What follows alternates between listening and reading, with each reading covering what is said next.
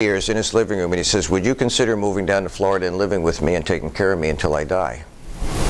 And I thought, okay, you have never asked me for anything my entire life. You've reminded me what a failure I am, but you've never asked me for anything.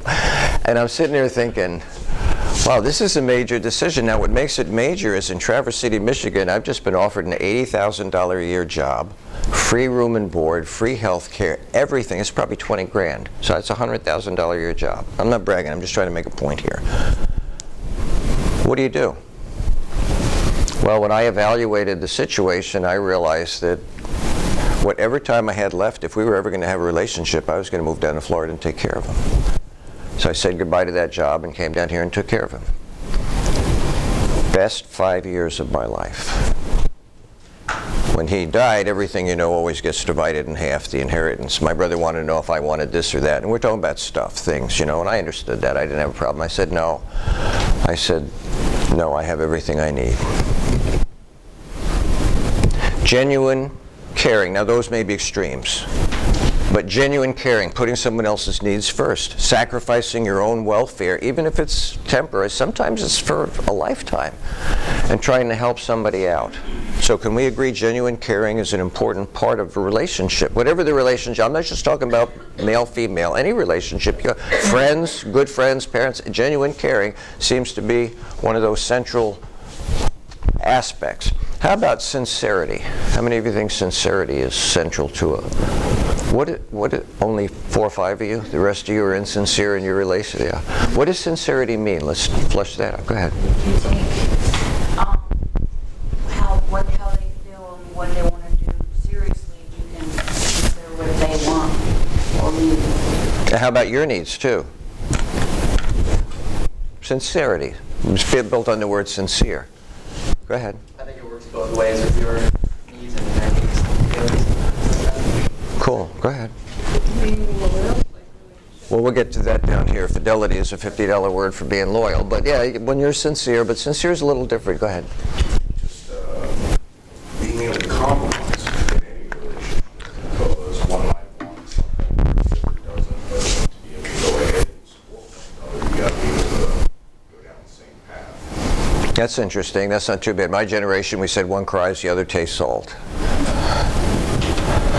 Go ahead. Did you get that? I didn't hear it. One cries and the other tastes salt. Tears are salty. Yeah. Yeah, go ahead. I was going to say sincerity is something that comes from your heart earnestly. Like, Yes. your heart is in it. Your heart is in it. I say what I mean and I mean what I say. Very sincere. No smoke and mirrors. All the cards out on the table at the same time. What you see is what you get. Sincerity, it's important. What happens if someone lies in a relationship? What's that do to, next time you give me your word, why should I believe it? You lied to me before. Trust involved. Trust is involved, of course. So those two are important. How about respect? I used to hear this all the time. I don't get my respect. Well, did you earn it? I mean, you know, here, I'll give you, will this help you buy a little Green Bay? Will this, you did win this weekend, right? Whew. Boy, that was lucky. Respect. What does respect mean? They're the only ones that scored. Yeah. Yeah. Yeah, we won't get into that. That was a horrible weekend. What does respect mean?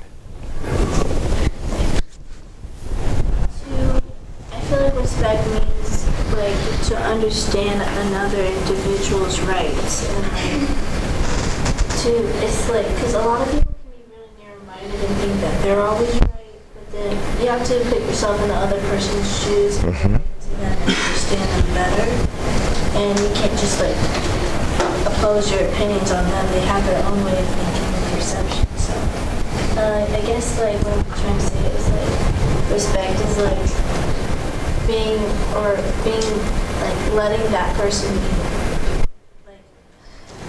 I don't know how to put it in words. Oh, you're doing good so far. That's good. Go ahead. You were going to share? Go ahead. The admiration is like Okay. like I have to respect my elders because they achieve so much more than me. So it's a having to rather than a... In my opinion. Okay, that's fine. I just want to make sure I'm understanding. Go ahead. I feel like an aspect of is just like, even when you're like really mad at this person, it doesn't change how you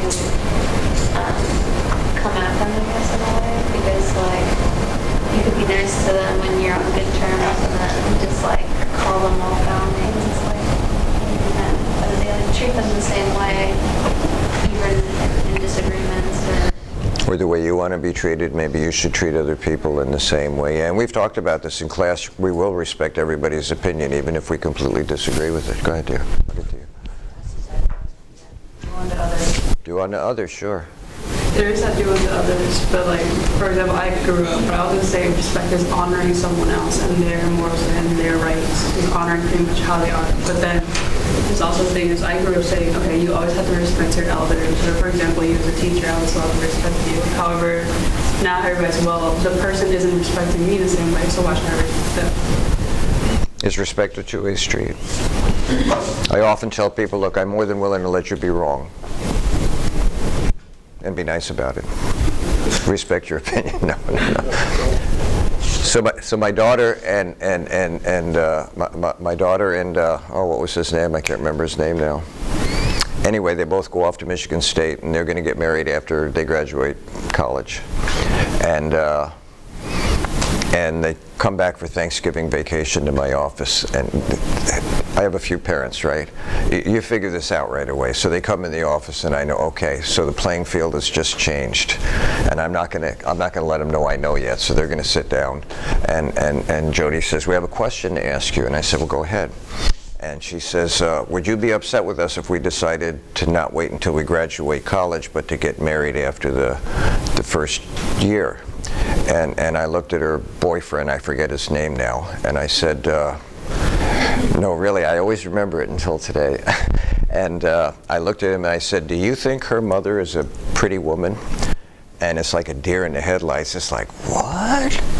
And just sat there, not a thing, and I just waited. I'm patient, I waited, and I don't know, maybe a minute, 2 minutes later, I said, no, really, it's a serious question. Do you think her mother is a pretty woman? Not a word. And I said, well, the reason I'm asking you that is she's the fruit of her mother's womb, and I'm assuming if you get married that you'll have offspring, and childbirth just really wreaks havoc on a woman's body. So I know what you're in love with now, but I wonder if you're really in love with my daughter, because she's going to look just like her mom, and her mom's a pretty woman. I said, she's going to look just like her mother when you're done.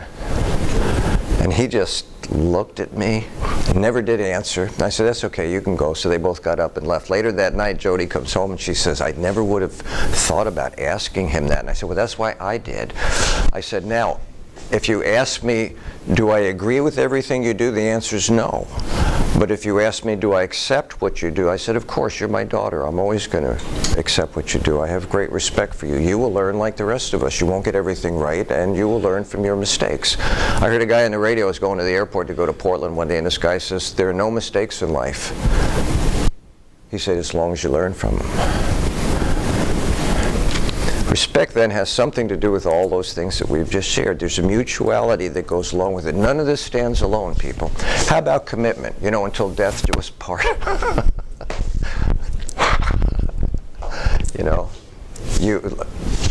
You signed up for class and you're supposed to come to every class unless there are extenuating circumstances. Commitment from one thing to another. Remember that video I showed you about Derek Redmond committed to run that race even though he blew out his hammy? He finished that race. That was commitment. Now, some things don't make sense. I counseled men who battered women. I just as soon, frankly, dissolved their existence. They're horrible people. My daughter was battered by a guy for a while. So, commitment till death do us part. Sometimes you're just asking for an early grave.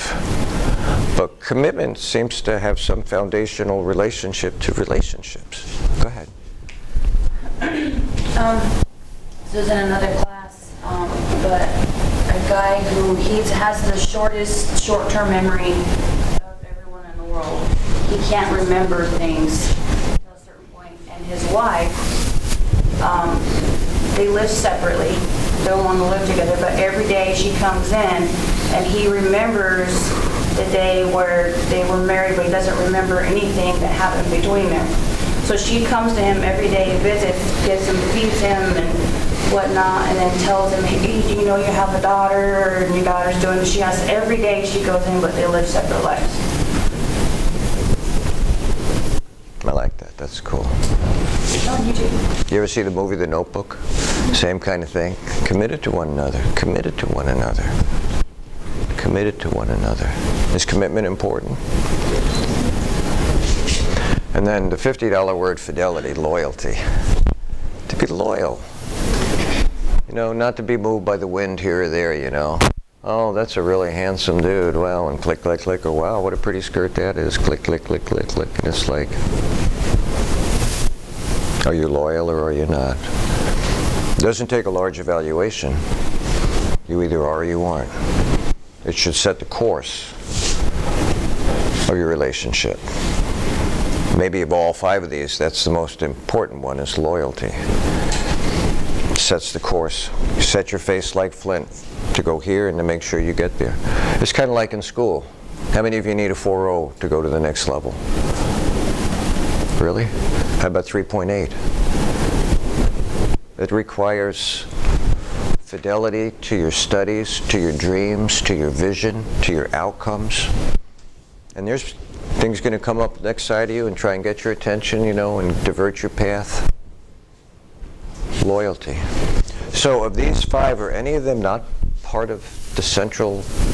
I mean, I know these come out of a religious background, but these seem to have a lot of play for all of us, don't they? Or am I missing something?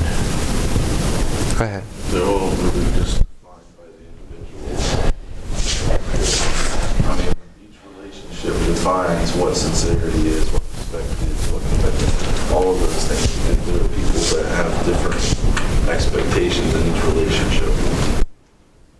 Okay, that's part of a coin. I like that. What if these 5 things conform an individual? What if they don't come out of us? But you remember we start with the box, people? I don't disagree with that.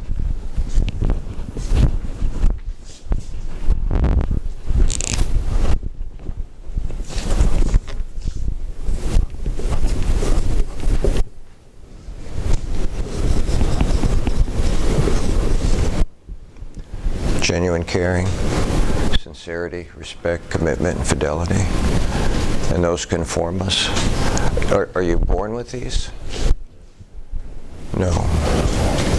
And while you may be conformed to them, you come to an age of rationality where you have to make decisions. Half of our marriages end in divorce. Something goes on. Sometimes quite legitimately means it has to stop. Other times I've seen people stay in marriages and shouldn't have stayed in them. But other people stick it out. I'll tell you some examples when we get to libertarian sexual morality. So I just wanted to say that because, yeah, we do choose, but we're also conformed, and then where do those two come together? And in the end, I think you're right. It becomes a matter of personal commitment to these values, to these shapes. So any questions about this? Now, the reason I wanted to bring this up is because you will find these values on Wednesday when we get to libertarian sexual morality apply to that as well. Even though traditional and libertarian are miles apart, I used to ask a weekly essay, is there any way that these two can fit together? And this used to be the answer right here. So while they're foreign to one when we look at it from a traditional point of view, or maybe from traditional to libertarian point of view,